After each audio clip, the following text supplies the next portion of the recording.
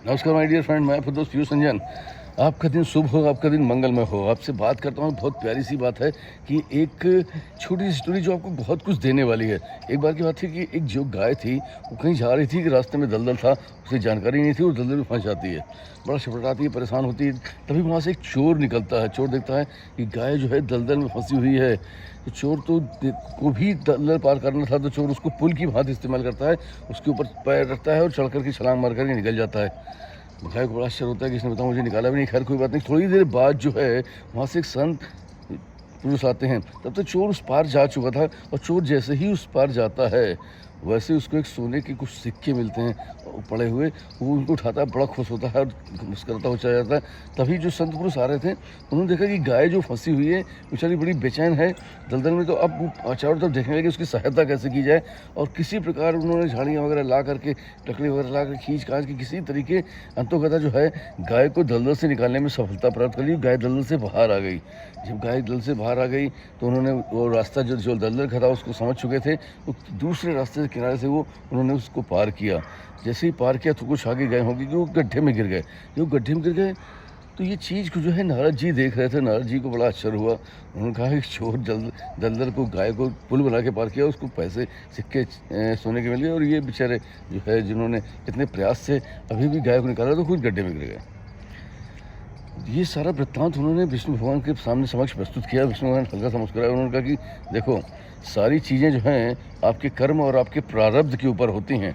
वो जो चोर था उसकी स्थिति ये थी कि उसे इस समय तक जो है एक बड़े खजाने का मालिक होना चाहिए था, एक बहुत संपत्तिवान होना चाहिए था। लेकिन उसके जो कर्म थे, उस कर्मों ने उसको उस बहुत बड़ी संपत्ति और खजाना जो उसके पास होना चाहिए था उसको चंद सिक्कों में बदल दिया, क्योंकि उसने अपने कर्म खराब कर लिए थे। जो ये संत महात्मा थे, ये संत महात्मा जो थे, इनकी जो है आज की जो स्थिति थी, आज के समय तक इनकी मृत्यु हो जानी चाहिए थी।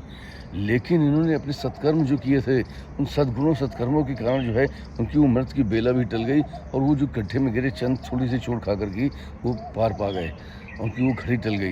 तो मित्रों, जो कुछ भी है संसार में वो सब आपके अपने प्रारब्ध और अपने कर्मों पर होता है। अगर हम अपने प्रारब्ध और कर्मों पर ध्यान दें, प्रारब्ध तो निकल चुका, उस पर ध्यान नहीं दे सकते, लेकिन अपने प्रारब्ध को भी हम अपने कर्मों के अकॉर्डिंग बदल सकते हैं। हम जो है अगर सद्गुण सत्कर्म करते हैं तो निश्चित तौर पर बहुत सारी बलाएँ जो आने वाली होती हैं वो धीरे धीरे छोटी हो जाती हैं, कम हो जाती हैं। वो आएंगी ज़रूर, लेकिन उनका रूप स्वरूप बदल जाता है। तो दोस्तों, अपने कर्म के आधार पर हम अपने भविष्य को तय करते हैं। तो पूरा कंसंट्रेशन अपने सत्कर्मों पर लगाना है और प्रयास करना है कि हम जो है सत्मार्ग पर ही चलें और जीवन में कम से कम एक सत्कर्म जो है वो ज़रूर करें।